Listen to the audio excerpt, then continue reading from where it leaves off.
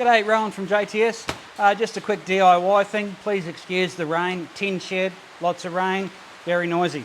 All right, we just want to show you this time how to do a lug on large wire. And by large, I'm talking 0 BNS, 00, 000, and even 4-aught or 40 BNS cable. So really big stuff. You don't generally have a machine for these to remove the protective coating, so you have to use a knife. And what we do is we grab the lug, sort of dummy measure about where you want to cut, put your thumb there, and very carefully with the knife just run a circle around it, nice and slowly. And what you'll see is the cable will open up like that, and your protective sheath will start coming off. So you just slowly wiggle that off. On the larger battery cables and the 00 that we use, it's got 2 coatings, so it's dual coated, and that's because it's a finer cable and it's a much better quality cable, so it's got 2 covers. Alrighty, so the next thing you want to do is, if you've got a bell lug like we use, so you'll see the opening at the end is a bell shape, and what that does is it helps you to wrangle all those cables in, right? Nice and straight in. But if you don't have one of those and you're trying to get these cables to fit, a little trick is to run a zip tie around it, pull it up really tight, and then as you slide your lug on, you'll push the zip tie back like that. Then you can just cut your zip tie off and bingo, she's on.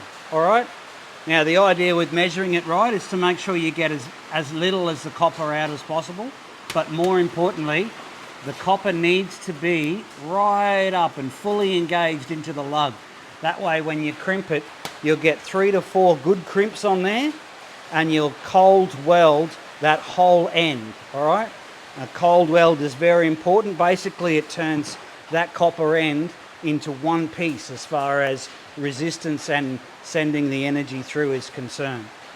Right, so you grab your large crimpers, you put it in there, right, and before you push down and do the final crimp, just make sure everything's in place and fully engaged, and then crimp it. All right, let go, and you'll see we've got one crimp all the way around, right, and that's pushed the copper in from the lug and actually cold welded the wires inside. We do another one, and another one, and the last one.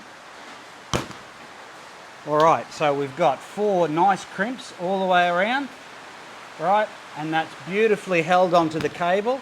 That's not coming off, and more importantly, we've reduced the amount of resistance by making that a very, very good crimp.